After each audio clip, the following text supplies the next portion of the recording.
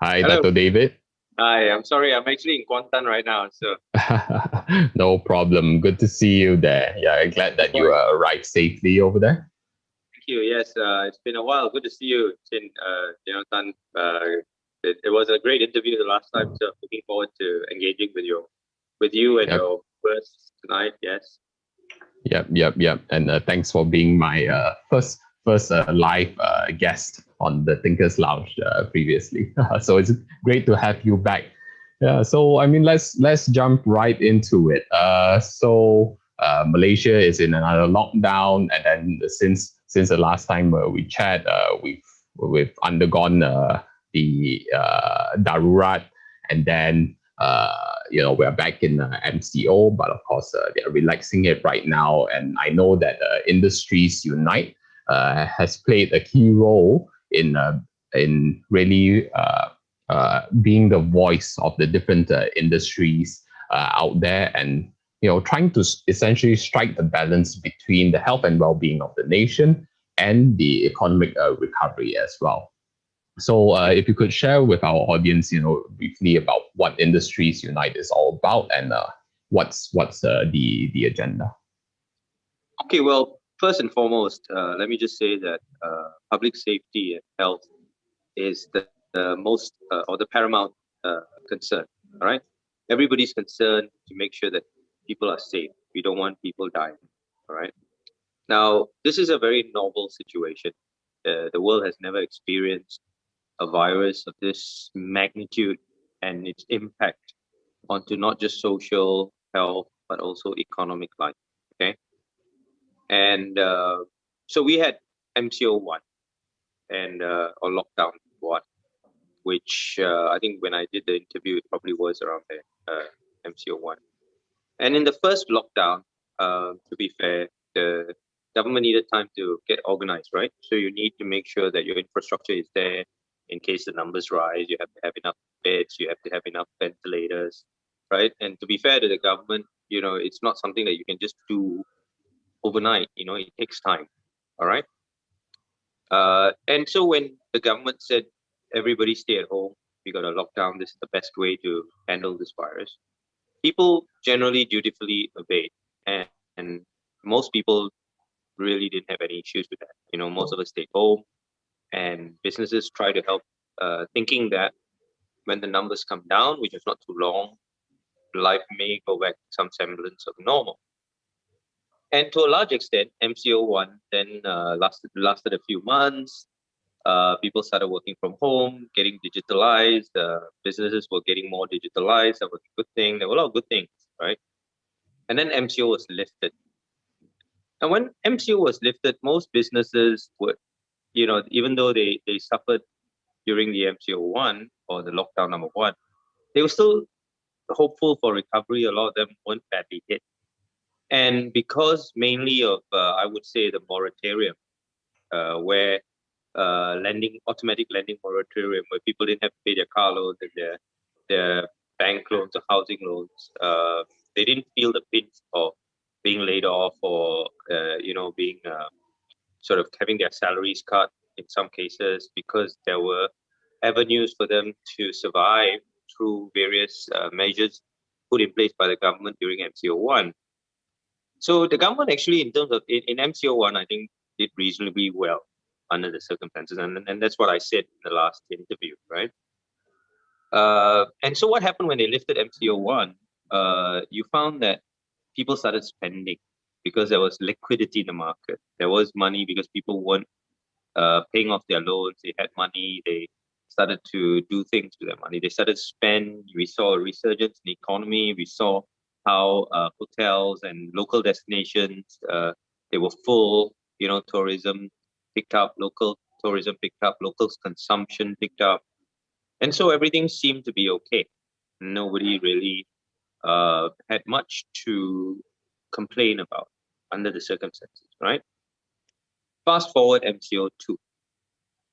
Now, MCO 2 is a completely different kettle of fish, because just as businesses and the economy was picking up, don't forget they were picking up, or at least part of the economy was picking up.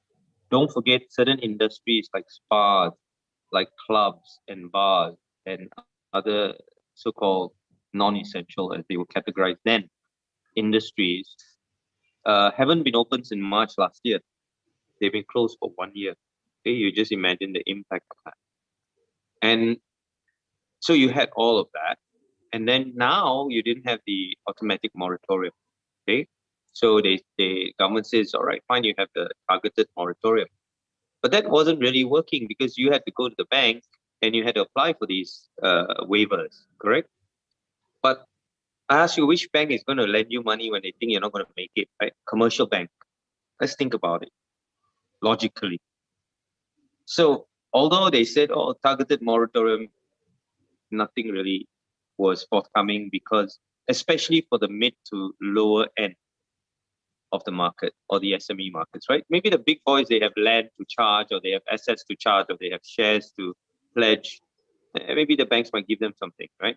But for the mid to lower end of the market, there was no chance of any financing whatsoever. So the targeted moratorium in that way, in that sense, wasn't really working.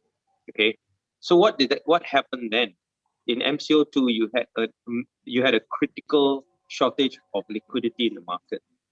And what I mean by that is people didn't have money.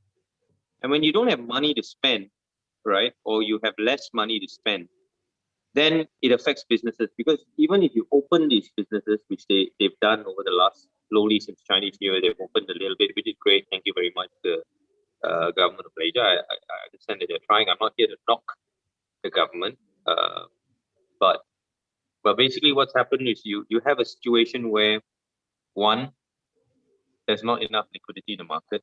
Two, a lot of the promised benefits or subsidies, whatever, in whatever way. I mean, I can list them all for you, but it's pointless at this point. I think it's in the public domain. A lot of it isn't going to the ground. There's a lot of red tape. So what you're finding is people are really struggling during MCO 2. I mean, everybody is really struggling. If you go down to the ground, you will find that people are really struggling. Okay. So during MCO 1, the F&B sector, they invited me to find a solution. Okay, a lot of the F&B players, the big F&B players, and I said the best way is to engage. I said the best way is to engage, but engage with one voice. And so during MCO 1, we formed Satuan Bistro and Restaurant, Pemilik Bistro and Restaurant Malaysia, PBRB. It's a restaurant and bistro ownership sort of association. Okay, and they represented a significant part of the F&B industry during MCO 1. They were struggling because at that time, there wasn't a lot of clarity. And so with that in mind, speaking with one voice, we were able to engage at that time, I remember, with the FT minister, not FT minister, rather the mayor of KL. And, we had a lot of clarity in terms of closing hours, in terms of this. And so a lot of these outlets felt a lot better because you didn't have problems with enforcement that wasn't very clear. The outlets were clear, enforcement was clear, the law was clear. So that seemed to work during MCO 1. MCO 2, it just was, I mean, if MCO 1 was a storm, MCO 2 was a tsunami in terms of businesses and sectors. It wasn't so much just the F&B, it was almost every sector that was involved. You can talk about retail, you can talk about tourism, you can talk about tech. Almost every industry was suffering for the reasons that I said earlier. And so when Erwin, my partner, came and he had a chat with me and he said, "Listen, David, we need to do something, right?" And I said, "Listen, we were quite successful as a strategist because I'm a strategist and a lawyer, right? So I strategize for different parties and different people, including, well, let's just leave it at that." So I said, "Look, this is a strategy that works. All right, you need to engage with the government, right? It's pointless trying to be antagonistic. Okay? You need to engage in a united way." So we started a couple of months ago, maybe with 12 associations. One was PBRB, of course, and then 12 associations. But then then we started to engage. Then we started to speak out, you know, and our voices started to carry in the media. And then we were able to engage very constructively, honestly, with government. You know, I have no complaint with the way in which the government has engaged us as a group. Of course, now we have 56. Maybe today, I do not know, but as of day before yesterday, we have 56 associations. We serve, Win and I, as co-founders, we serve over 2 million businesses now. Okay. And with the sole reason that it's the same problem as we had in MCO 1, there was a lack of clarity. Okay. Now, mind you, we're almost a year into lockdown for a lot of businesses. Okay. And you just imagine how businesses are supposed to move forward when the announcements are 2 weeks to 2 weeks to 2 weeks to 2 weeks. Okay. You can't possibly plan your cash flow. You can't possibly plan what you want to do with your staff, layoff or whatever, you know, because it's almost like you're being teased, you know. And so I'll give you an example. Like in early February, the minister Sabri came out and said, "Oh, you know, all industries are going to open." So a lot of our retail, especially members, right, across the board, you know, in anticipation of Chinese New Year, which is a very good time. So some of them, even though they didn't have money, they borrowed money, they put in, invested in stock, and don't forget Chinese New Year, you know, it's themed, right, according to the year of ox or whatever, right? You can't like sell it tomorrow in a pasar malam, for example, right? Because it just, and you know, restaurants were anticipating the usual crowd for reunion dinners, company dinners, you know, that sort of thing for a while. And you know, don't forget, everybody relied on the minister's statement early in the month that, you know, we're going to open all of this. Now that perhaps was not so clear. And then what happened on the 14th or just before Chinese New Year? You found that the minister, the government then said, "Look, we're closing everybody down. You can't do business." So you just imagine the impact on these people that relied on these statements. Okay, so we do understand, as a business community, we do understand it's a novel situation for the government, but we need some clarity. We need engagement. So when we form, so by uniting 56 associations, and it's growing. Actually, it's a lot more than 56 if you include the subcategories of companies. We're probably closer to 100. You find that by then engaging, you tend to get results. Okay, so we spoke to Azmin Ali and Dato Sri, right? It was fantastic. He came in on a public holiday, you know, Wilayah Day, to sit down and talk to us, and we got some headway. Okay, we talked to the Minister for Domestic Trade. So you know, that was international trade. We spoke to the minister within days, you know, and all of them had an open door policy, right? Listen, we'll talk to you, right? And all these ministers brought their top government officials, their top teams to sit down and engage with us. And that went on, and we spoke to the Federal Territory Minister. And actually, yesterday, we spoke to the Finance Minister himself, right? So, in that sense, there's a commitment from the government, all right, to try now, and that was the whole idea of Industries Unite, was to try to be able to engage in a way that we can understand what the government's constraints are, and the governments can understand what the real problems are on the ground. Because as I said, we are mid to micro level businesses, right? Entrepreneurs, the warung down the street, the guy selling rojak as well. You get what I mean? So that slowly seemed to be a very good way to for both parties to engage. Okay. Now I want to make something very clear. We are a business community. Okay, we are not politically motivated. We are not. We speak with one voice. We're not confrontational. We believe in engagement.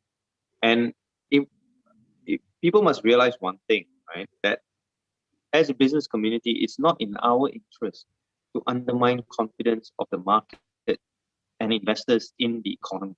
You get what I mean? Right? If we don't want to go out there and shoot and say, you know what, this is this and this is that, we will be shooting ourselves in the foot.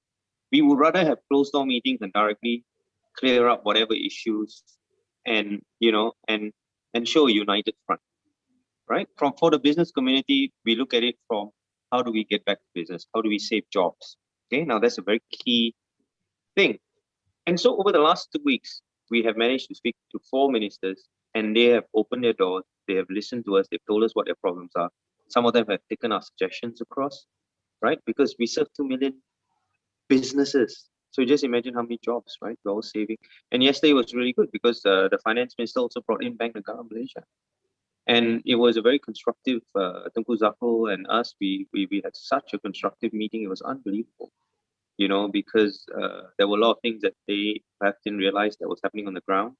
And there was a lot of things that was available, or assistance that was available from the government and Bank Negara that even our members didn't know, right? Or there was a lack of clarity on that. So by engaging, we are finding that we're getting results. Okay. And so I think Industries Unite is a collective voice. Okay, it's a collective voice. It's a collective voice of business. In other words, in a way, the adversity has caused an opportunity for all these business associations to come together, and they speak with one voice, right?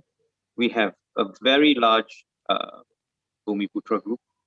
We have a very large Chinese group, right? We also have an Indian group. We have groups from all areas and all sectors. But together, everybody's fighting for each other. You get what I mean? The micro entrepreneurs are fighting for the spa industry, saying, "Hey, you know what? Let them survive. They haven't been open since the beginning of the year. They're signing petitions. The mall operators are working with. Imagine if you're a mall operator and the tenants can't pay you. They're working with the tenants. You know what I mean? Trying to find common ground. So within this organization known as Industries Unite, and 56 as of yesterday, plus actually it's 100 more, but around 100. But they are now seeing each other as well. It's not just it's not just what do you call it, the industry against the government that are engaging and understanding each other, but even different industries across different sort of sectors and different sort of dynamics are now working with each other. Imagine a landlord and tenant sitting in the same association, landlords association and a tenants association sitting down together and fighting for each other. It's an amazing feeling. And as co-founders, Erwin and I, Dato Erwin is, he does a fantastic job in the back. I'm more of a front kind of guy in handling the media and things like that. But he does the engagement with the ministries and engagement with the presidents, and he is doing an amazing job. And we actually, both of us have aged like 10 years in in 10 weeks, less than 10 weeks. Honestly, seriously, you look at, and it's been nonstop, right? So yesterday, for example, 5 o'clock to 6, we were engaged with the Ministry of Finance and Bank Negara, and then we had a debrief after that, and we had to analyze everything, see that, make sure that we could do follow up. So they've said, look, we can have weekly meetings or we can have monthly meetings. Most of these ministries came back and said, great engagement.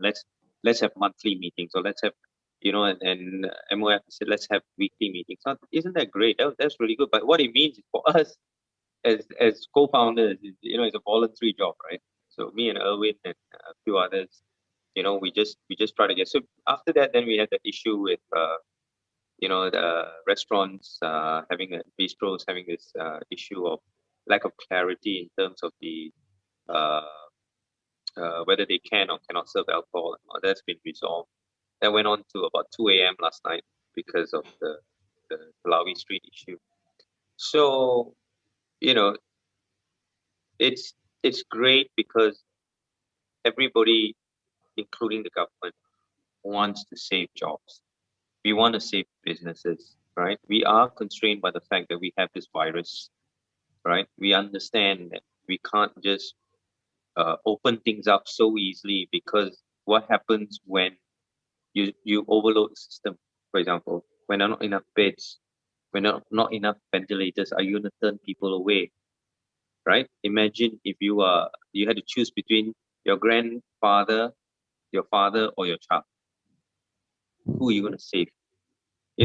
Those are very critical issues we must understand. I mean, if you want to look at it from a different perspective, we have to understand the government's constraint in that way, right? We also have to understand in terms of the reserves that the governments have, the amount of money that they have, what they can do with it, and things like that. So it's not just, they're also not Santa Claus. There's no So the idea behind United Industries Unite was to work with the government, okay, to work and try to have an understanding whereby we could get a structured way to get industry going whilst keeping everybody safe. Okay, that's probably all I want to say about it because I've been speaking for like 15 minutes nonstop. Yep. Yeah, thanks for sharing. Yeah, and also like what you shared yeah, in the news today, I saw the NSC clarifying about the serving alcohol in restaurants, bistros, and pubs. I think like what you mentioned, it's been clarified. But I guess this is the opportunity for people to get to know what happens behind the scenes, right? Yeah. From this form of. Correct. I think people must understand that. Of course, they're going to be media. They're going to sensationalize this, right? So if I say something on behalf of Industries Unite or Dato Irwin says something on behalf of, they say 56 member trade group criticizes the government. You get what I'm saying? Sometimes it's sensationalized, but in reality, the government is engaging with us really well. We're trying to work with each other. We're a business community. We're not political. We don't want to get into political issues, right? We will work with the government that is there. We will support the government that is there. We want the economy to come back up. We want to roll our sleeves up. We want to recover from this. We want to go out fighting. We want to become the tiger of ASEAN again. You know, uh, and that's in the interest of everybody. Save jobs, save businesses. Yep. I think it's a beautiful thing how you said, like how all these people within the industries, the different participants who would typically be on opposing ends, but they come together during this time and with the help of the facilitation of you and Dato Irwin with Industries Unite to work together and engage. I think that's the thing about the scene. 2 million businesses. Yes, with 2 million businesses. Wow. How many families they feed, all working together, all supporting each other, working with one voice.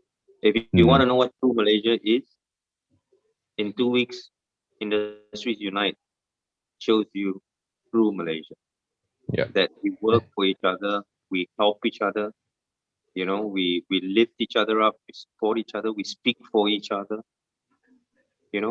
It's amazing. I mean, Dato Irwin and I, we are as co-founders, we're so proud of the presidents. The presidents who are unwavering. I mean, who am I? I'm nobody. Dato Irwin really is also just somebody that we came together as so-called founders. But you have presidents. I mean, these guys are leaders of industry. Like SME, association, and Bumiputra Retail Association, the Mall Association.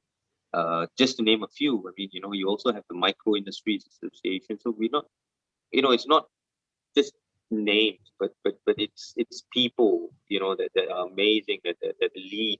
We have young people, we have older people, they are dynamic people, and they're all leaders and sitting down and constructively engaging with each other to come up with solutions to help the industry grow. I think Industries Unite is an amazing reflection of what I think we aspire Malaysian society to be. Yeah, and I think that's a great example that Industries Unite is setting for Malaysians, and I believe I've always believed that as Malaysians, because of our multicultural background and the different interests being played out, we always find a way as a society to come together, and stay united. And I always believe that we've got this Malaysian story is our gift to the world. How is it that the world can live in harmony with one another to set aside differences, especially during these challenging times, and not be blinded by, I guess, our preconceived notions and essentially sabotaging one another because we are essentially in the same ship. You're absolutely right. I mean, think about it. Landlords working with tenants, trying to understand each other. I mean, completely opposed to each other in this chaotic scenario that way we are. You get what I mean? As just an example, right? Industries that have nothing to do with spas, for example, that are helping signing petitions. It just shows that Sun Tzu, he says, the philosopher, if you want to call it strategist, says, in opportunity, in chaos there's opportunity. In chaos there's opportunity. And in the midst of all of what's going on in this country, to have 56 presidents of different associations, different principals, different businesses, sitting down, working together, talking to each other, supporting each other, I think it bodes well for the country and the future. If we can sort of encourage and support and motivate more discourse like this, I am certain that Malaysia will come out of this as probably one of the leaders in the area, in this region. Yeah, definitely. Yeah, because the image that comes to mind is like our country, all of these industries are brought together into this furnace, where this situation is like this very intense pressure and heat around us, and then it's molding all of these elements together. And it's really up to the leaders to maintain the integrity of this form to come out better and weather the storm. Yeah. So hopefully it looks like we're on the right track. We can come out stronger from this. Yes. And what do you find is the challenge from the government side, right? Is it because from my perspective, I see all of this going on. There is engagement based on your sharing, but it seems to me like they have the challenge in communicating effectively to the masses. I agree. I think communication is an issue. But I think the first issue is the need to come out and tell everyone what their plan is. What we get is drips and drabs. Okay. Immediately, this is what we have, Pajana, whatever. But then what after that? What's your current plan, emergency plan to save, resuscitate businesses? What is your stabilization plan? Because once you resuscitate, imagine, all I have to say is the economy, Malaysian economy is in ICU. Okay, so let's use that example. Now you are resuscitating the patient. So what's your plan to do that? Okay, then after that you need to stabilize the patient, correct? So that's going to take at least 1 year for a lot of businesses, right? So what are your plans to stabilize at least for 1 year? All right. And then what's your recovery plan? The patient must recover and go back to strength, right? Right? What's your 3-year plan? What are you doing? Okay. We don't seem to see a policy going forward. Okay. It's not a criticism, but maybe a suggestion that if the government says, okay, this is our 3-year policy, this is what we're going to do, then businesses will immediately align themselves. Okay. So for example, today, I think great effort in terms of the Malaysian digitalization policy that came out. I think that was great. Okay, because now people realize, okay, the government is going in this direction. Maybe I want to put some investment into digitalization. Maybe I want to take my company into a more digitalized world. Maybe I want to take my service into a more digitalized world. You get what I mean? And then I'm going to start planning. But because that is government policy now, if I go to the bank or I go to an investor, the investor will turn around and say, oh, yeah, I don't mind giving you some money because the Malaysian government policy is going towards that, right? Digitalization. You get what I mean? So just by making things clear going forward, it helps business in a big way. That was just an example. Okay, so that's what I'm saying. Businesses need a plan. The government needs to come out, and even if they have one, a plan going forward, at least for the next 3 years, they should share so that the businesses can look forward. There's some confidence. There's a zero. The business sector has got zero confidence at the moment. because they don't know how long this MCO is going to last. They don't know how effective the vaccine is going to be. They don't know what the direction is going to be, right? They don't know where we are targeted. Okay. Now, like maybe before you can say, oh, Vision 2020, we know we want to become at least something, right? At the moment, where's our vision? Where are we? You get what I mean? And if you compare with other countries, they seem to have a plan. Okay, so that's what we're saying. I'm not saying they don't have a plan.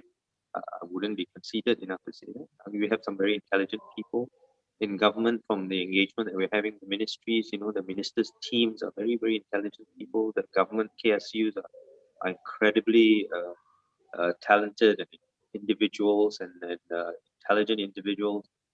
So all I'm saying is, why don't we sit down and do that?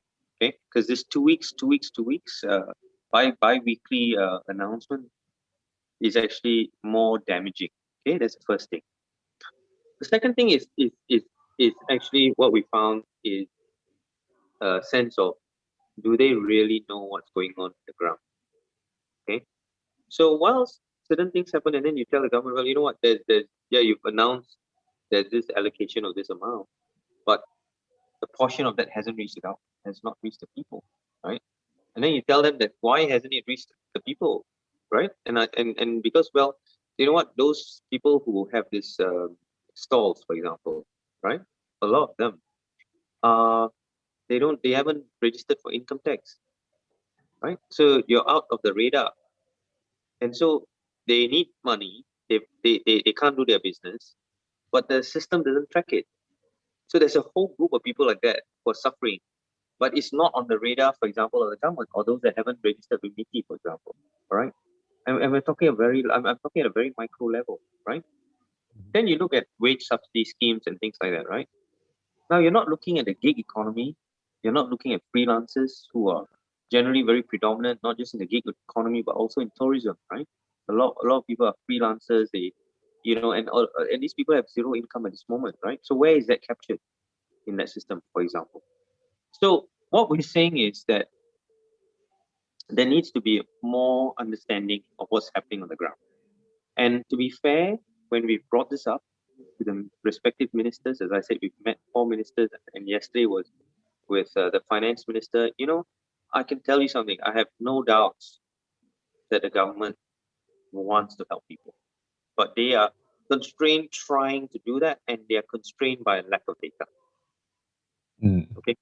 So the government is constrained by a lack of data, whether it's PT, whether it's domestic trade, whether it's finance ministry. They need the data from the ground to be able to be effective. Okay, and that's why we're there.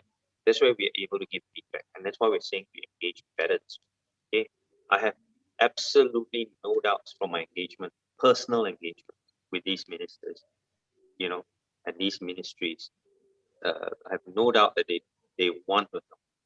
They really want to help. Okay, it's just not coming down, and that's why we can bridge the gap. Okay, so certain things that we as the industry also cannot keep going to the government and say, I want this, I want this, I want this. We have to take responsibility. So we've been able to take that message down, for example, to our members. Okay, so we've told our members, look, right, whose responsibility is it to make sure that SOPs are followed? Okay, is it the enforcement? Is it the government? Or is it us? It's us. We need to go out and make sure that our businesses follow the SOPs. Correct? Because the moment you open a particular sector, there will be people that abuse it anyway. So what is the rest going to do about it? Are they going to keep a blind eye? No. We need to take responsibility for that. And so we, among Industries Unite, the presidents agreed. They all work by consensus. Everybody agrees before anything happens. So it's 100% agreement. Agreed, okay, we'll embark on this campaign of educating the public to observe SOPs, right? So if you will see One Utama, you'll see a lot of big malls and buildings and billboards and on the highways carrying this Patuhila, okay, that from Industries Unite. And that's taken to the ground. So much so that members now feel, oh, you know what, we're part of this thing, we don't want some other industry, or we don't want our industry to be affected because we don't want to be the bad apples. Let's make sure that we have SOPs, for example, in place. Why is that important? It's very important because think about it, right? What was one of the first industries to be allowed to open in MCO 2? The hair industry, right? Mhm. Your hair is Yep. always perfect, so I'm wondering whether you have a specialist. But anyway, the hair industry was one of the first to be allowed to open, right? And why? The reason is because you've not had a single cluster come from the hair industry. Okay. Now, just thinking logically, as a logical person, right? Hairdressers have to be less than 1 meter from the customer to cut their hair. Okay? Why is there no cluster? There are no clusters because the 750,000 members of that we know of registered with us involved in hairdressing make sure there's strict compliance with SOP. Why? Not because they are so good that hairdressers are better than everybody else complying with SOP, but because they're in the industry, because it's so close, they have to gain the confidence of the customer to come there, and they have to make sure, says, look, come, I'm using gloves, I'm using all this PPE and all that to make sure that you are safe. Okay, and that's why we got zero cluster. So if we have zero cluster from an industry where people are less than 1 meter apart, because they wear gloves, they practice good hygiene, they keep themselves safe based on an SOP. What's the problem with people congregating? What's the problem with people going to the cinema? What's the problem with going? It's because we do not, as a society, want to take the responsibility. You get what I mean? Right? So don't blame the government, to be honest with you. Right? We need to do that. Businesses need to do that. And I'm saying that as an example. I mean, this is a factual situation with the hair industry. Okay? So so it brings to mind that the reason why other industries can open is because people aren't disciplined like that. Maybe that's a reason. I don't know. Okay. So therefore it's a very big responsibility that we have to make sure that our members, right? We have to do our part. Make sure they observe SOPs at their businesses. Okay. And if somebody is not observing their SOP, please, I will give you the police's number, call them, call the KKM, right? Shut them down. You get what I mean? Because these few bad apples are the ones that cause sectors not to be open, people not to have jobs. Okay? This Industries Unite is not just about making money. Okay? Right? The reality is, from the conversations that we have with all the presidents, they're trying to save jobs. They're trying to save employees. People have to put food on the table. People have to pay school fees, or they have to pay for uniform, shoes, just basic expenses. Right? Now, if you are someone from the gig economy, or from this kind of people, right, you're generally under the radar. Where you going? If you don't have a job for more than some people for a year, right? What are you going to do? You can't borrow money. These people have no access to lending. You get what I mean? So that's really what we are about. Okay, so we're not just about a business community trying to get a better edge because we want to make money and we don't care about the rakyat. No. Actually, it's the complete opposite. All right. Now, then we look at the fact of, not just in terms of those things, but the fact of 56 very powerful associations. Okay. And you just have to look at the list of these 56 plus trade associations and see how powerful they are. And you have leaders of these associations, their presidents. These people are very experienced businessmen. They're very intelligent, they're very articulate, they're very smart. When you put 56 plus or 100 of these brains and leaders of associations together, you know what kind of think tank we have? We probably have a group of, we probably have a collective think tank among the presidents that is better than the government. probably, Yep. just by the sheer experience and specific knowledge of individual industries. You get what I'm saying? I'm not putting anybody down, the government down. Just saying, look at the value of the knowledge that is there, the leadership that is there, that is available to engage with the government for the betterment of the country. You know what I mean? So there's the other aspect to it, right? Is to be able to unlock all this knowledge and this value from these leaders. You know? Yep. I think it's very powerful. What you shared, because essentially the key problem is having the data on the ground, being able to funnel up to the authorities, and you all are that bridge to make that happen. Yeah. And Diana To here says, kudos for the great leadership to you. Yeah. And listen, don't get me wrong, right? A lot of people say that, okay, leadership and all this. Okay, great leaders don't look at themselves as leaders. The great leaders lead by empowering others. A real leader leads by empowering others. In other words, translated, you're not a leader, you're a servant. You get what I mean? You serve a bigger cause. You serve a bigger purpose. All the people that have been significant and called leaders in history have all served a bigger purpose than themselves. So I beg to differ. I am not a great leader or any sort, and neither is Erwin. We're just someone who, we're two people with, just working together, trying to make the world a better place, I'll call it.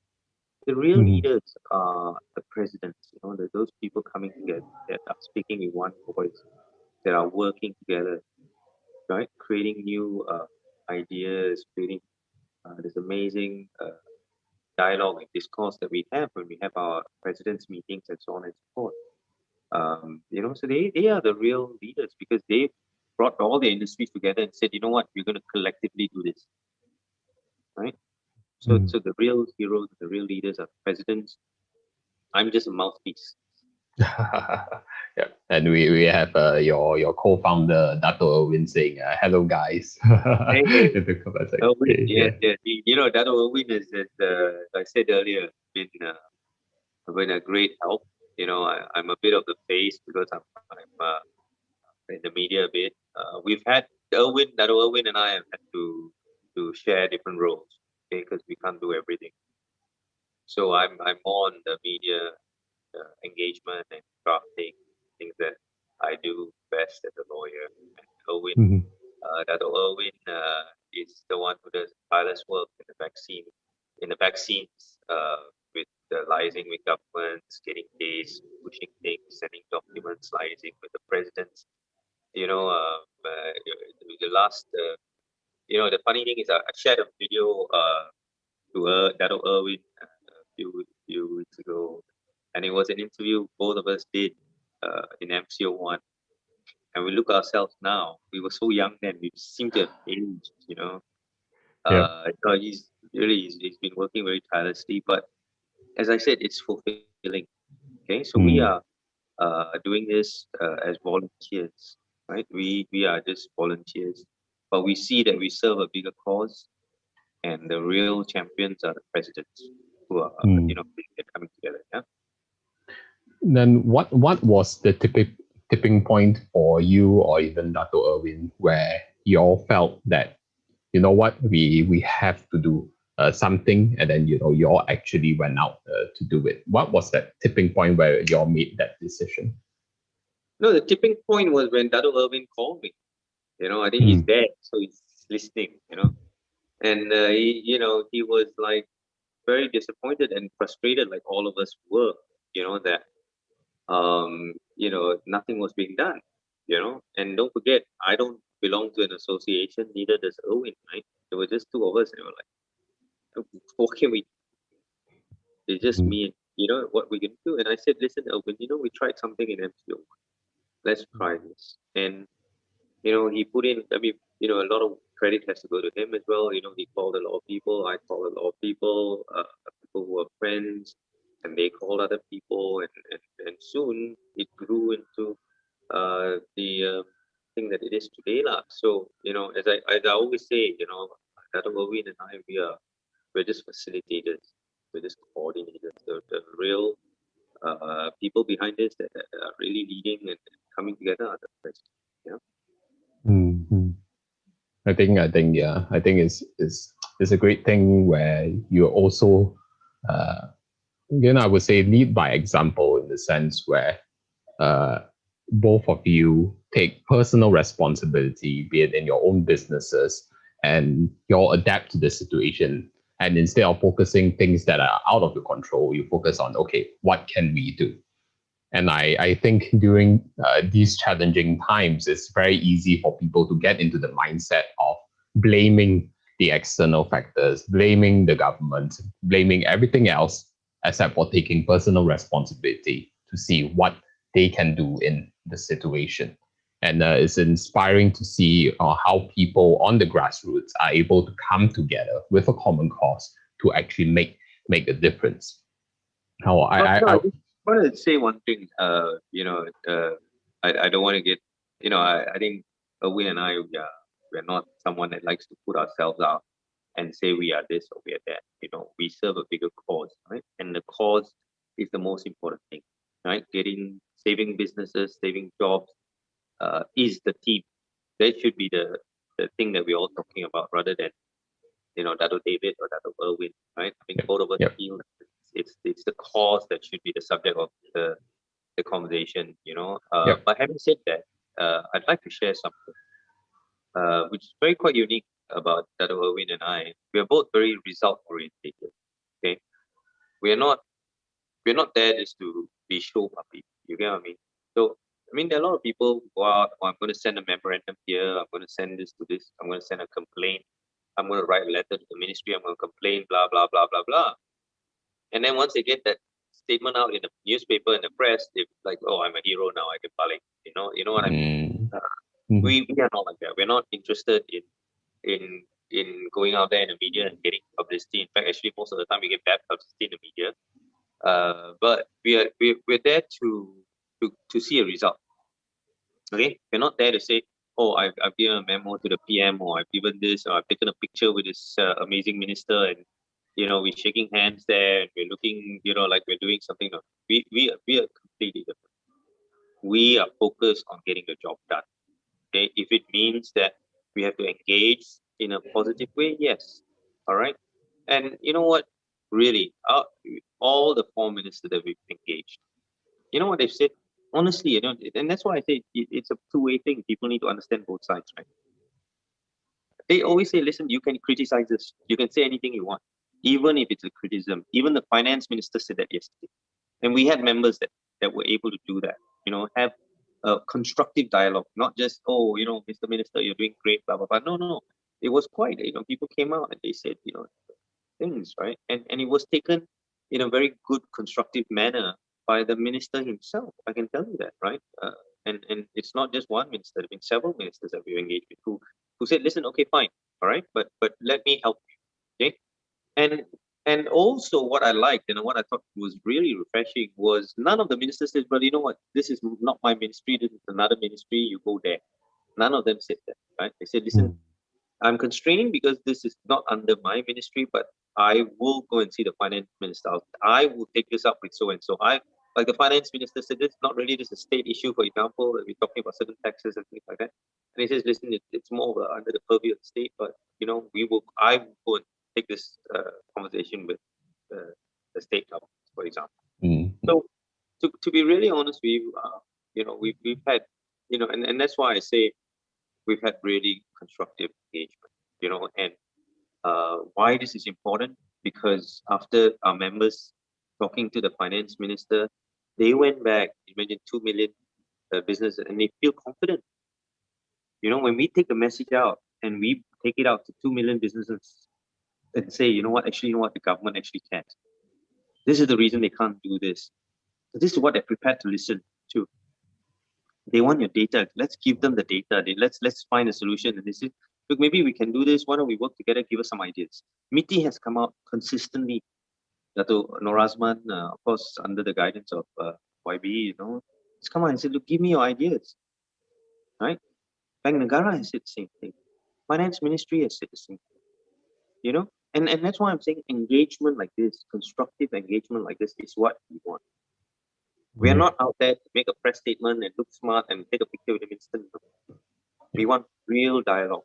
We want real engagement, and it's bearing fruit because we are seeing results on both sides. The government is seeing that the industry is taking a lead in trying to curb this. They're doing their own things to make sure SOPs are, and we are getting some semblance of confidence. How can we improve? There's a lot to be improved. Yes, of course, I talked about the plan. There needs more clarity. Okay. So what we're finding is a lot of messages coming up. Okay, like what happened in Pelawi Street yesterday, last night. Okay. I won't blame the cops. Okay, today's paper said, oh, the lawyers is it's not the cops' fault. They are trying to interpret something.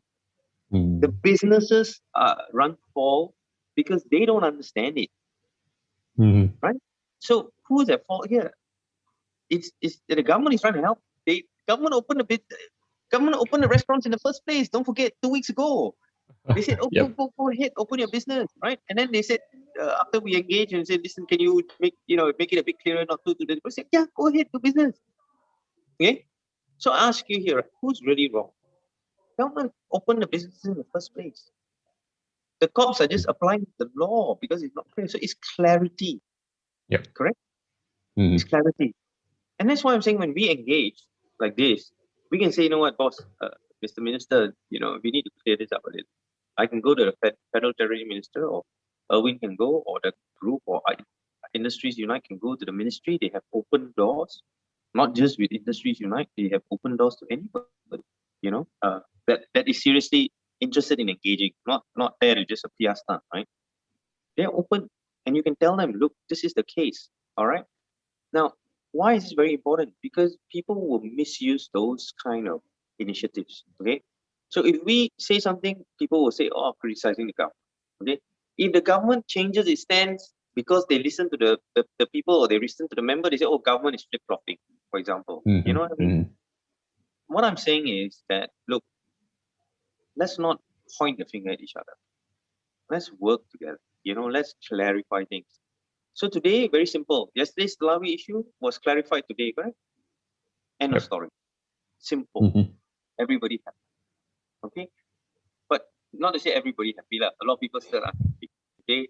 I'm online, and I want, there's so many industries, the spa industry, the club industry, all of these people, as I said, if hairdressers can operate within 1 meter with the right SOP, then we should start looking at that. We should start getting people out, because it's not just about jobs. You're not talking just about health, about life. It's not just saving one guy that's on a respirator. Yes, that's important. Don't get me wrong. It's of paramount importance. I started by saying that it's of paramount importance. But you can't keep children indoors. It affects their mental health.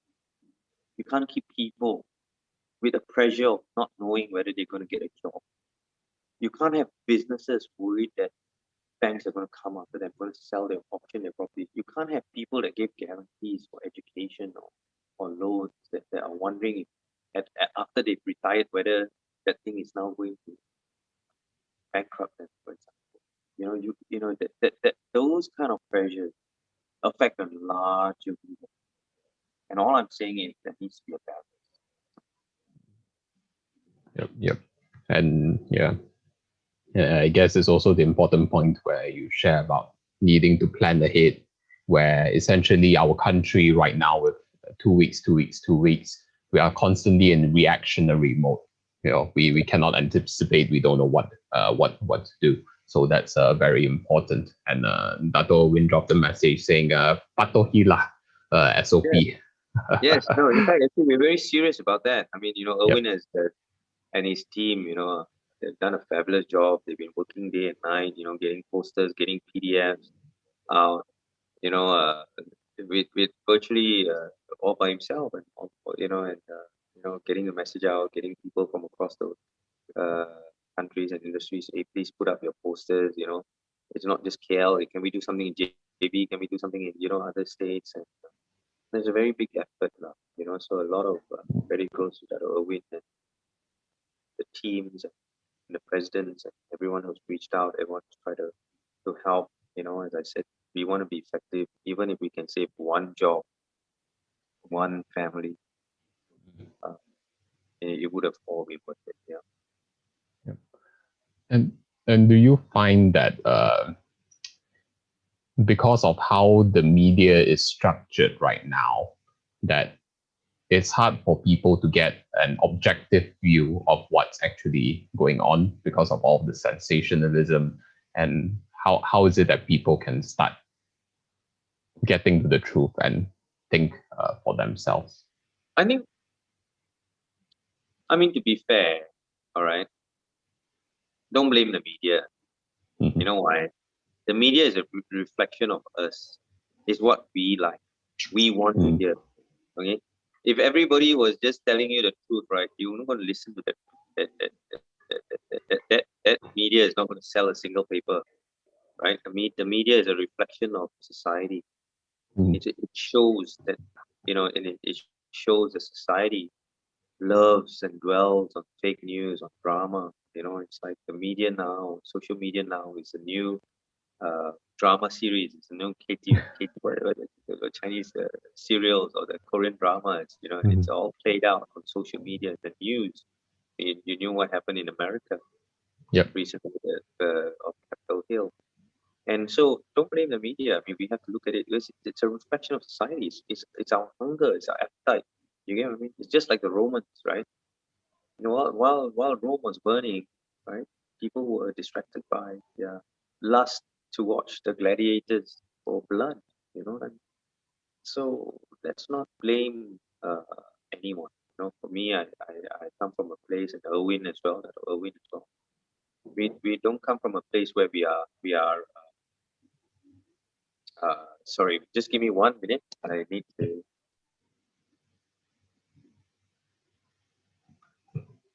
Yep. So thanks everybody for following this stream so far. If you have any comments or thoughts, do feel free to drop it in the comment section. Any questions at all, maybe more questions about behind the scenes, drop it in the comment section. Yes. So yes, yes, and then you come back to the point again. It's personal responsibility. What we are seeing externally is essentially a reflection of ourselves as individuals, which makes up society and shapes the demand. Exactly. The the government that you complain about is the government that you elect. Mm-hmm. The media that you talk about is the media that reflects our passion for sensationalism, for fake news, for drama. You get what I mean? We have as a society to look at ourselves, all of us. Okay, it's not just to say, oh, the government is this or the media is like this. It is a reflection of us. Those that govern are there because we vote for them. We believe what we want to believe. We will spin that thing. We love that drama, right? That's played out, right? Whatever issue, just pick up the newspaper today, right? Whatever you see in the newspaper today is what we love, right? We like to, Indians will, go against Chinese go, we love those kind of stories. You get what I mean? But the reality is very different. You know what I mean? So before we start blaming the government, before we start blaming the media, we need to look at ourselves. And that's a reflection of society in that state. Yeah. Yep. And I'd like to just say hi to Dan in the audience. Nice seeing you here also. Thanks for joining us. And I guess to really connect with people on the ground, to make them feel what's happening on the ground. What's the most heartbreaking story, individual specific story that you've heard so far, or maybe even personally experienced throughout ever since the pandemic started and this lockdown has happened?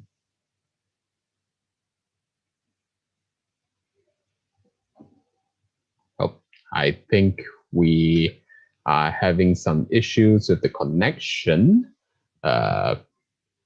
I don't know if it's on Dato David's side or is it on my side. If it's on my side, please drop a message. Let me just check. Maybe Dato David is getting a call on his phone right now. Oh, yep, he just got disconnected. Yep. So do share with us, what are your thoughts so far about what Dato David has shared about taking personal responsibility rather than blaming on external factors, right? How true is that, and how do you see it playing out from your own personal experience? Because I truly believe that at the end of the day, as the saying goes, all change comes from within. It comes from us. We have to be the change that we want to see in the world. If we don't want to see sensationalist news, don't feed that beast. Go towards media outlets where you can get objective truth. And hopefully a space like this, like the Thinkers Lounge is creating, is able to bring out that truth. All right. And yes, we have Dato David, who has just reconnected. Yep. Hi, I'm sorry. I had my phone overheated because I didn't take it out of the cover. Yep. And so I'm back online, but I do have to leave in 5 minutes because or 10 minutes because I'm on this dialogue on Clubhouse in a short while. So maybe I can take some questions. I mean, it's a Thinkers Lounge lah, so if it sounds really philosophical and people are wondering why I'm being so philosophical, I think you must understand that the forum itself is something called the Thinkers Lounge, and at the end of the day, I think it's more of a philosophical sort of understanding of life, and hence I ended by saying, we are, whatever we see around us is a reflection of our society.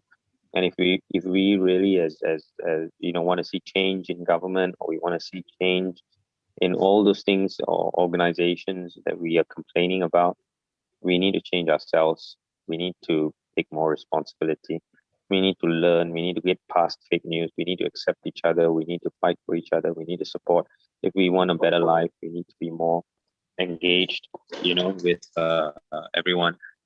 So why don't you take the question? Yep.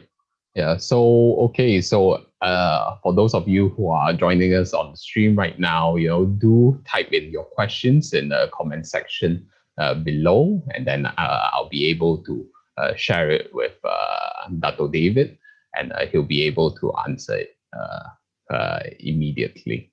So, thank you once again, everybody, for joining us in this session. We truly appreciate your engagement. So do share your questions in the comment section right now before Dato David has to go in about 5 minutes time. And a question out there to all of you, are you all on Clubhouse as well? If you're on Clubhouse, do find me there. It's at Ching Yu Tan. Let me just rename my name right there so that you can find me on Clubhouse. I'm starting to be very, very active over there, and I hope to see some of you in the rooms and to facilitate conversations like that, where we can engage each other's minds, bring out the different ideas, and really inspire each other. Because the goal of the Thinkers Lounge is this: it's essentially to find at the core of it, what is the truth? What is reality? What is the reality which we all operate in? Because it's very easy for people to say, oh, yeah, you've got your truth, I've got my truth. But what matters is the truth. And as far as I know, as long as we go through the whole process of communicating with each other visually, auditorily, kinesthetically, things always get lost in translation, and it's very easy to misinterpret things. So it's always essential to figure out what is the truth, what is the base reality which we all have to operate in. Yeah. So it seems like there are no questions coming in right now. Have you set up your Clubhouse username already, Dato? No, actually, you know what? I need to do that right now after this interview. I have 15 minutes to get ready for a 9 o'clock thing. Yep. I haven't even downloaded the app. Apparently, it's on your iPhone, so I need to get my iPhone out, which I haven't used for a few years, and I need to do that. But because it was rescheduled, so I really thank you for the chance to speak again on the Thinkers Forum, and I hope people leave this thinking about or reflecting about themselves and be the change that we want to see in the world. I think that's a quite cliched statement, but in reality, I guess that's really what it is. Yeah. Yep. Okay. So thank you very much for sharing and what you're doing together with the community and sharing your message so openly with us, essentially giving us an insight behind the scenes. And so everybody, if you're on Clubhouse, do hop onto it, add me. My name is @Ching Yu Tan. And then hopefully I'll be able to connect all of you with Dato David once he sets up his account. So we are hopping on at 9 o'clock, and hopefully we can continue our conversation there then. Yep. Yeah. All right. So Dato David, I shall see you in Clubhouse then. Okay. Bye. See you. Bye.